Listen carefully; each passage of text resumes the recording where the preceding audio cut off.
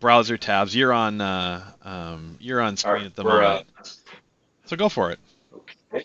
I think we're live. We are We live. are live. Welcome Yeah. to another Office Flash Friday. We've had like Friday, bad Friday. links and like 2 weeks of just leaving a really cool show up, I guess, because we weren't quality checking our own link update services. Yes. I had to like Yes. scramble for like 19 last minute things, so I'm still moving stuff around the office. So sorry. No worries. I mean, you can like finish what you're doing, and I'll just go. Is that I all think right? it's time. What do you got? I Hey, got wait, no, like hold on. Well, just tell people who you are. Who are I'm you? Doug, and I do security and operations and like modern workplace stuff on this show, anyways. And you're Todd. I am Todd, and I do data power platform stuff on this show. That's the hat that I That's wear on and you this actually show. wear that hat outside of the show too, usually. Sometimes. Yeah, I Sometimes. wear different Yeah, yeah. hats. Sometimes I wear a DevOps hat and a machine learning hat, and You and I have been at this for how many years now, Todd? A little four. over 4 years. Yeah, we've been doing this most weeks. Um, Most, yeah, I would say it's a 90%. labor of love, I guess, at this point, It's since fun. we keep doing it. So I have just an interesting smattering of Teams adaptive card stuff, some cryptography, security stuff, attribute and role-based access control. I got a smattering of security and collaboration stuff. And you're up first, and Well, you got some Power BI stuff, right? And yeah, yeah, and you know what? You know what it is next week, it's right? build. I It's thought it was gonna be build. quiet It's for just me, like but it's not quiet for me. I got meaty stuff, I guess is what I'm saying. So nice. Well, I'm pumped for build. I can feel the electricity in the air. It's exciting. All right, so let's just get to it. Power BI. I don't know if you guys have noticed they've started to consolidate the posts. They no longer do a dedicated Power BI desktop post. They've kind of started combining the desktop post with the service post, which is kind of cool, I guess. The desktop usually has just gobs of like a smattering of features, to use your word. So let's talk about some of these this week. We've in preview here we updated modern visual tips. We're gonna post modern tips at some point. Um, but I like this, just a little more modern styling, a little better than it looked before. I also love the drill down, drill through tips and what would you call that? I don't know, options on the menu there for tooltips. So right now, since this is in preview, just like with everything else in Power BI Desktop, you have to go turn it on if you want to use it. But as we show here, these things become part of the themes. So you can theme these things as well. So it's going to be a integrated feature within Power BI Desktop and Power BI as it should be. So kind of be aware of those. Some of the other things that I wanted to talk about this month, the new field list is GA. I thought this one was funny. Like sometimes you add these features just because somebody needs it. I love the so you can now remove a sensitivity label in Power BI Desktop. And I'm like, well, why would you want to do that? You know, I guess there's a reason. And what does it say in here? We've added this capability for customers who need to remove the label from a PBX file for some reason. Like, it's just, I don't know. It sounded funny. Like, somebody needed this. I don't know why, but you can now do I can that. think of a couple. Like if you were doing production for eDiscovery, Mm-hmm. there's a few other like Okay. external partner reading. If you're doing data extraction deliberately, you wouldn't necessarily want to keep your labeling. Sure. Yeah. I mean, like, for sure. I mean, it makes sense that you'd want to remove it because when you create a PBIX by default, you do not have to apply a label. But for example, inside of Microsoft, once you go to publish that to the service, it's going to make you choose, right? It says, no, you cannot publish quite yet until you choose a sensitivity label. So makes sense if you want to send that to somebody that you don't want to see that label on there. A couple things that went GA this month that I'm excited about. We've got some great analytics visualizations. Calling them visualizations is an understatement. Inside Power BI, like contributor but smart narratives and anomaly detection are live. I absolutely love smart narratives. It's really great. It's customizable. You can go in and create your own calculations with like a Q&A type of interface, and you can see here it will just start to summarize what you have on here. But you can go in and customize the verbiage, customize the formatting. It's really wonderful, and of course the anomaly detector, where You can go in and you can adjust the sensitivity and the ranges and start to see when you have anomalies in your data. And then there's even an explainer for that as well. So when you go in and it's detecting an anomaly, you can drill in, click on it, and it'll show you. We think revenue was extra high this month because we had a lot of people who were not loyalty customers buy this month, right? So maybe there was some kind of incentive for them to come into the store. So pretty cool. Q&A, now supporting direct query for Power BI datasets, Azure Analysis Services. You're seeing a lot of things coming in the service over the last few months and probably to come that are supporting that direct query, which supports those composite models combining Power BI datasets. So this is exciting here as well. That's a preview feature, I believe. Yes, it is. More direct query, now supporting lineage view. So this is, again, more support for these composite models. And you can see these orange, you can't see what I'm pointing at, but the orange rectangles here in the lineage view are data sets built on data sets, right? So the ability to check out these composite models and build on a canonical model, add your local data to it, but still get that lineage through here. I've had people ask for this, even in the last couple months, and we've added this feature that's, the heading here is discourage chaining, which basically just means not allowing someone to build on top of your data set, not allowing you to do direct query on top of your Power BI data set. So, I think for the most part, there should be, set the data free, encourage collaboration on top of the data. But if there's a canonical data set that really shouldn't be extended upon, you now have the option to discourage people from doing that, which is great. So, because if you need that, you need it. Let's see here. A bunch of new data connectors. Let's see. There was a couple other things I wanted to mention. Okay, so now we're in the service. Quickly create reports from SharePoint lists. So this is great and frankly a no-brainer. We've always, for a while, we've had these Power Apps and Power Automate options in a SharePoint list or a Microsoft list, but now there's a Power BI option, which makes a ton of sense because a lot of people have a lot of data in SharePoint lists and you sometimes want to visualize it. So being able to do that from the list itself rather than having to bounce back over into Power BI Desktop to build that report is just fantastic. One of the biggest features that I hit on with customers to enable data culture is this idea of endorsement, right? Which has been there for data sets for some time. And finally, it's generally available for not only reports, not only apps, but also now data flows as well, right?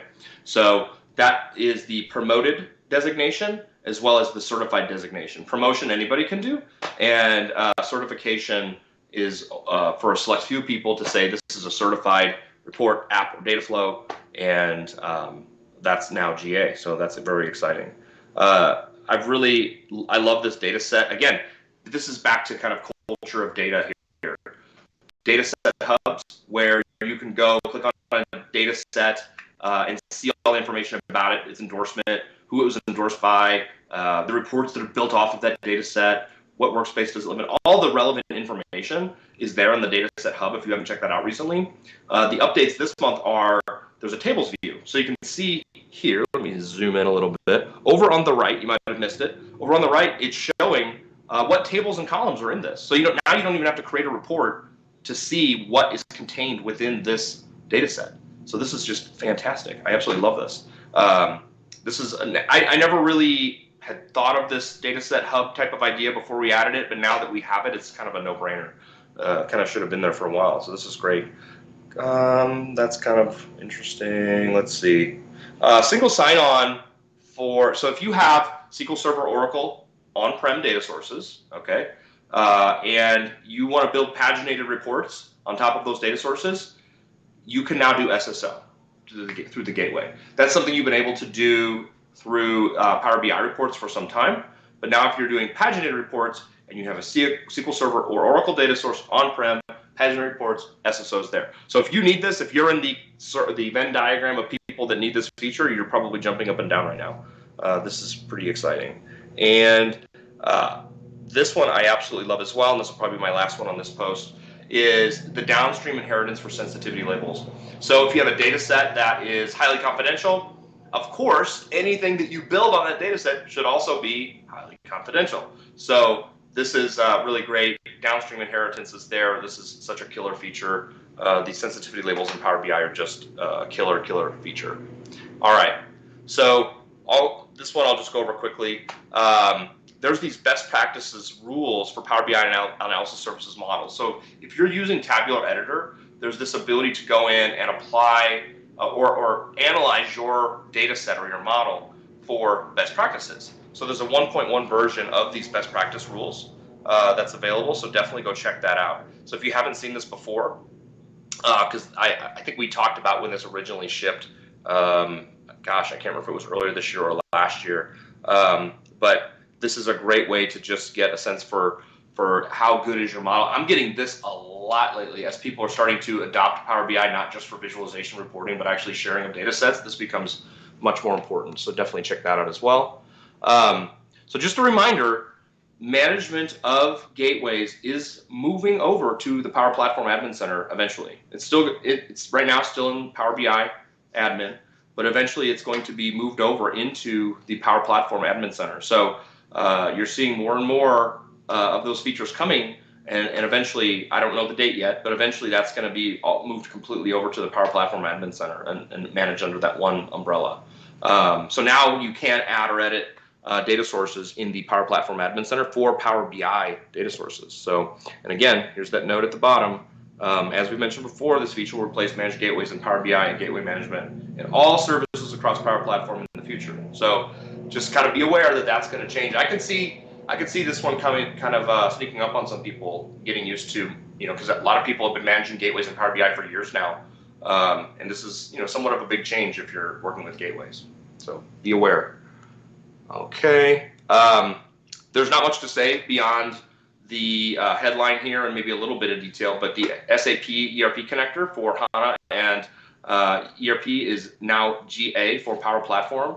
So if you're doing Power Automate, Power Apps, and you're building apps on top of SAP, this is super great. Also noted here at the bottom, we are working on an OData connector as well. So a lot of options here. This is fantastic, and I'm glad to see this GA and the maturity come here. It's interesting. I was kind of surprised. I didn't know this one was coming down the pipe, Doug.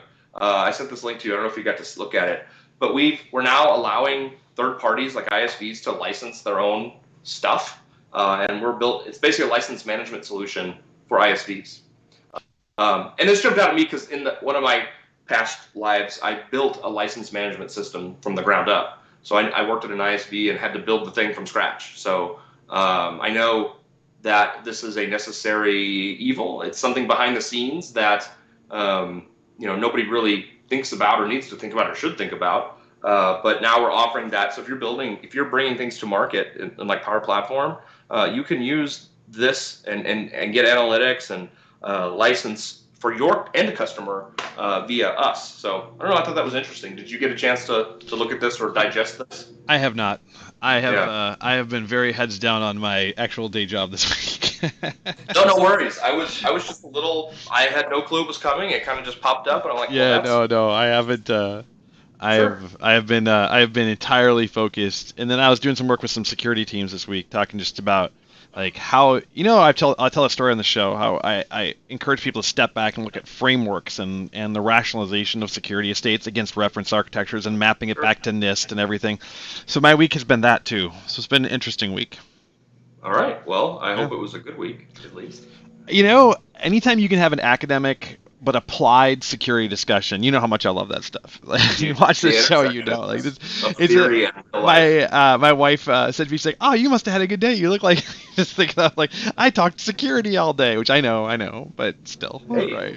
That's great. I'm happy for you. Yeah. But it'll be interesting to see where this one goes. Honestly, this is pretty cool. There's a lot that goes into license management and thinking about all the edge cases. So I'm really interested in seeing this. Another Power BI, Power Automate desktop update. Nothing too crazy here, just some fit and finish. But being able to update from within the app, here's a reminder. Updated resources from the help menu, which is great because this is where new users are going to land and look for documentation and community and support, those kinds of things. Troubleshooter. If you're doing anything with browsers, you can now add a timeout, and we finally have completed the localization to 41 languages, and the documentation's in 23. So So I guess that reached the milestone for completion from a Power Automate desktop perspective. Mm-hmm. And then finally, as I mentioned at the top, build is next week. Here's some. I saw some great posts from the team side on sessions next week. Here's some Power Automate stuff that's coming. Build is my favorite thing that we do. There's Ignite's great and Inspire's great and all those things, but I'm a build guy. I love build. It's going to be great. So hopefully this is the last virtual build for a while. I don't know. That's my hope. I don't know if that's going to be accurate or not, but I don't know. I mean, the participation of some of these events. So I think the events are going to remain dual, in my opinion. Right? They're going to make a heavier investment in supporting virtual attendance, but for those who want to come to them, right? I think the exclusiveness value, but there's something about going to a conference and hanging out. Oh my gosh! Well, I mean, after 2 years of not doing it, I've been like, I'm beyond ready, man. I kind of miss it. But here's the thing: like these conferences, Build, Ignite, they've all had sessions that are live for years now. It's not been. I understand. It's more of here's some experience, or I'm sorry, here's some sessions, but now it's turned into an experience. That's my point. Is the experience feels a little more premium as opposed to like secondhand, and I don't think anyone's conferences are going to be able to go back to having virtual people be, second priority. Right. Like I don't see that. That's a great thing. Yeah. Well, my daughter's even excited because last year this time we were kind of at the beginning of the pandemic, right, and lockdown, and my then 11-year-old, really participated in Build, went to sessions, did some Q&As, so she's kind of excited as well. So that's kind of fun to watch. That is completely fun. Get involved as well. So, you know what? That's all I got, my friend. You want to take over? Yeah, absolutely. Let me cue this over here, hit buttons. I learned something. I was trying to open my tabs while you were on the air, and if people heard jitter from Todd, it's because I'm using a Surface Book with the dual video performance base in order to produce the show, right? I don't always use that, but this last probably couple months I have, because it's what I have available and it's all set up and it's ready to go. What I learned is I have accidentally pinned it to the same GPU that does my edge rendering. So when I was opening my tabs and they have complex orchestration model, I was actually watching the threads, like the thread count, and it turns out if you're bound on a single CPU's threads, multitasking prioritizes. Who knew? Yes, it does. Because the human gets priority. So if you heard jitter, that was and then you could see the thread prioritization of active window versus passive. So I just wanted to say yeah, because I see Rick in the chat saying I was breaking up pretty bad. So I know, but you should have been all fixed. I was trying to figure out what it was. I was looking at the network jitter and all the rest of the stuff. I realized, oh snap, that was my fault. So I'm sorry. No worries. But okay, cool. The visual was clear, but you were breaking up audio wise. So then I stopped. That's important. What's that? That's very important that at least people can see me. Yeah, and the content, right? Anyway, so I just wanted to let people know, mea culpa. I will either go back to 2 computers or properly delineate the processor assigned and GPU assignment resources, because it is pretty, intensive to produce this all off of. We once famously did our show, and we even got Panos to like our tweet when we did it off an ironing board and 2 Surface Go's. I'm still amazed that even worked. Yeah, it was kind of fun. Okay. So I'm going to hit the cutover button so that my content is on screen. Voila. So first one up, I got kind of an interesting one. Conditional access, GPS-based named locations are now in public preview. Wow. Okay. That's interesting. It really is. So you should skim this one because it essentially says you're going to do a new GPS-based location. Well, then you might be like, well, how does that all work, right? And the answer is that was my first question. How does that all work? It works through the authenticator, sharing your location from Microsoft Authenticator, right? So then you validate your location through the authenticator. You have to do that. Now, what this means is if you're going to use this feature, you are essentially trusting the kernel of the signed devices that you're permitting to authenticate to be authoritative for GPS locations. Big deal, yeah. And you get to decide the trustworthiness of platforms, and the platform's GPS content is, they have to enable it, they have to consent to it, they have to. So you can essentially say, look, like anything else, if you're not willing to give this to me, then you can't do this, right? Right. Anyway, I just thought it was an interesting time to start exploring all of the consent frameworks and anything else. That's a pretty good post. Goes over the components That's of awesome. it and stuff. I thought it was fascinating, right? Is this honestly like are other? Is this a thing? Like, I mean, It's a thing. I think that's really great. Are other vendors and people doing this? Is this a big use case? It's a thing. We're ahead of it. Where I haven't seen. There used to be this thing called XACML, which I know is a thing, but it's the Extensible Access Control Markup Language. And the original intention of XACML was to be this sort of supplementary attestation on top of a SAML attribute, right? Okay. So what I haven't tried to do is to say, can you pass this context back to an application developer for use as an authorization and scoping exercise? Does that make sense? Yeah, sure. So you have to add to the payload and pass it through and the rest. So I haven't tried to do that in a while with what I would call these extended authentication attributes, because you can do it with certain core manifest things, but the ability to pass advanced contextual occurrences as part of the authorization envelope all the way through to an application is a non-trivial exercise. And so this is just a hard gate. And the advanced gates are where people are trying to get to, but you got to get these features before you can add those. So I have not modeled out. I just haven't had the time to sit down and really try and instrument with a custom application that I wrote, right? Look in the header and, Greg Costing, I used to give the example to say if you could do this, it technically was called, like NIST spec'd it out, one of the journals at NIST spec'd it out as there's policy-based access controls, discrete access control. I give Todd a resource, group-based assignment. Todd's a member of a group, the group gets it, right? And that's where most people do. They're really good at group-based management.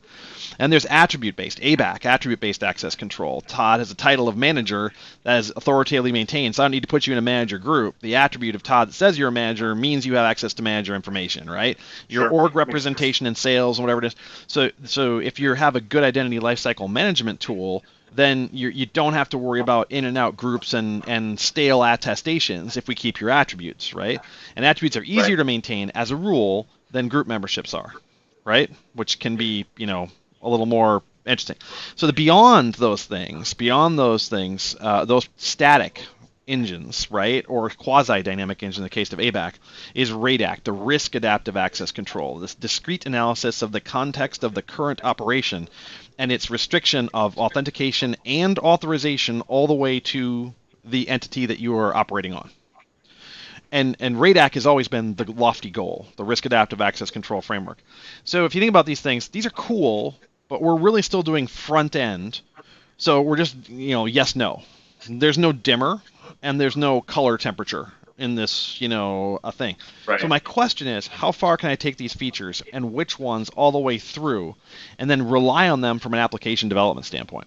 If I can actually do past, certain contextual things like in one of my buildings, or in one of my operating countries, and I choose to not allow you to do certain information in a certain country, to only allow you to access certain information in a certain country, that could be very powerful for proof of fidelity around regulatory and compliance operations. Right? Love it. So it's interesting. And I think I like where it is now, and I want to unpack it more in some future date and see how far I can take it down the rabbit hole. But yes, the industry is really cool. The industry is heading here and heading further. I love it. Okay, next up, complete left turn. There's a new adaptive card features in Teams. Did you catch any of these at all or no? I saw this. Yeah, this is awesome. Okay, so there's some cool stuff. The full width adaptive cards, thank goodness. You guys get the compressed real estate. You're like, kind of go that on top. Oh, well, all right. So I'm just going to refresh it because that may have been when I realized I was kiboshing the audio stream. Okay. You'll notice I paused speaking there just to hide my poor graphics processor assignment. All right.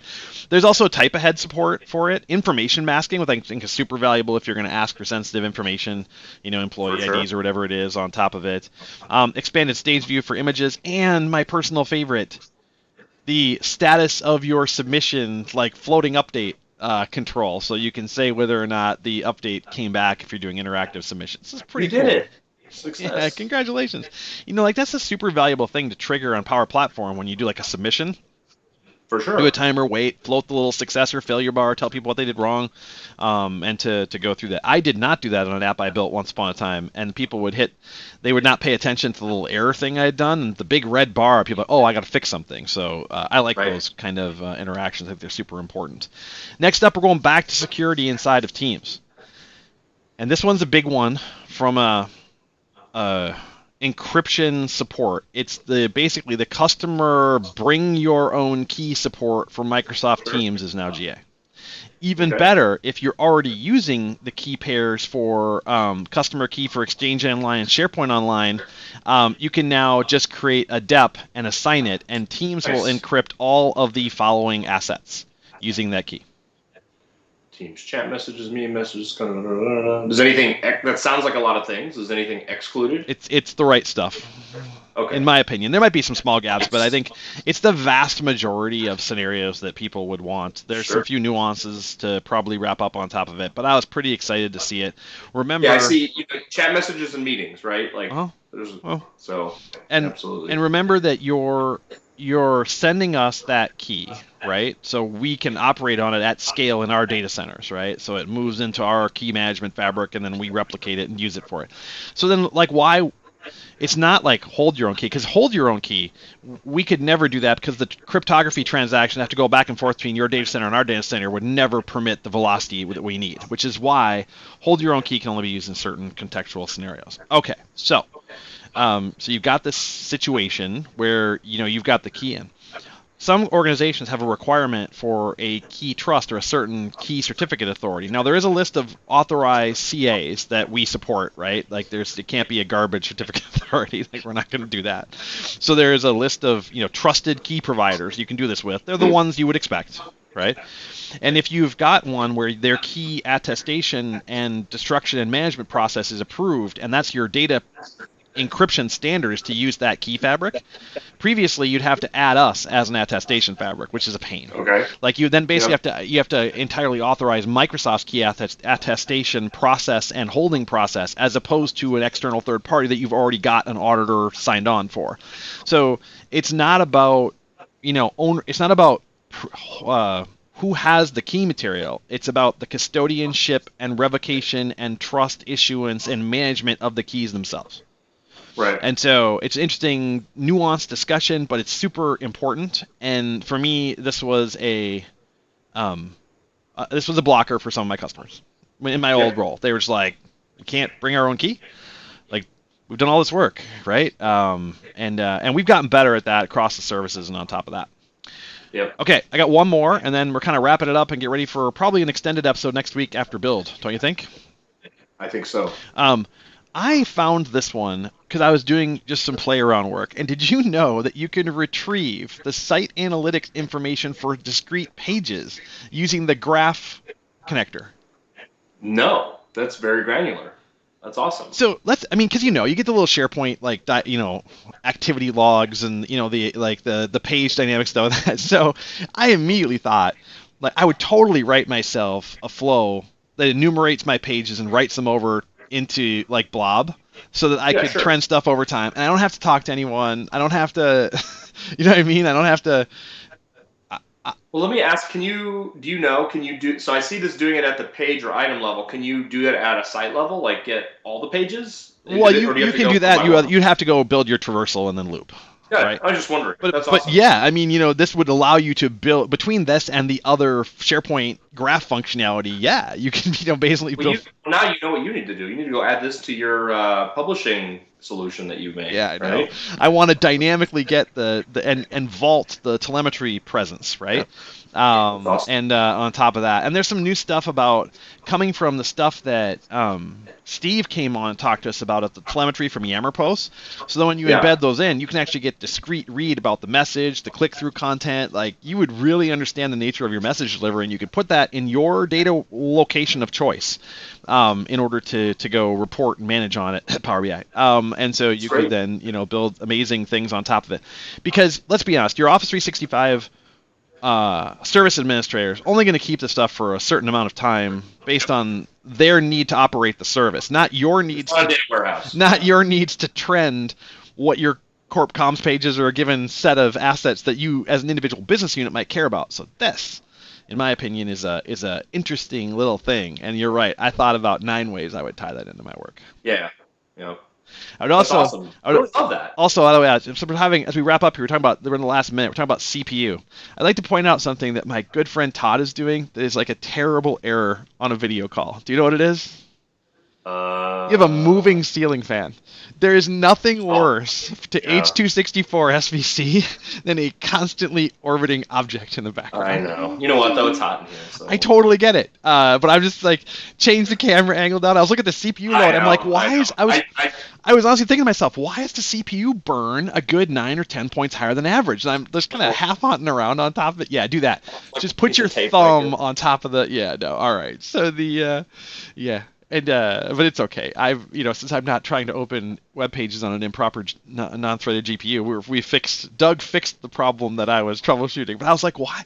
I was still noticing the baseline was higher because yes, I trend it because I'm trying to figure out like what makes a good show or a bad show. And this is why I'm the same person who looks up how to retrieve the site page analytics and vault them somewhere, right? I mean, it makes sense. It all makes sense. I look at the call quality, jitter. I look at all these things because I like to understand the nature of communications, data flow, and impact, right? It's kind of my thing. So that's good. All right. Well, I got nothing else for this week. Big build show next week. We can probably count on 45 minutes, plus next week for covering that. Everybody, there's a great list of tune-in shows on everyone's landing pages, so go check out everyone's favorite stuff. The keynotes look to be chock full. Build is almost like a secondary Ignite at this point in time, Yeah, no, I'm so excited. I can't wait. I've really grown. I mean, I've followed Scott Hanselman for, it's got to be 18 years now. Yeah. I've been following him on his blog and whatever. That's ridiculous, by the way. But his stuff has become so fun. He's just such a personality and super smart. So I'm excited. Yeah, it should be awesome. All right, well, everyone take care. Have a safe weekend, and we'll see you in a week. All right. Cheers.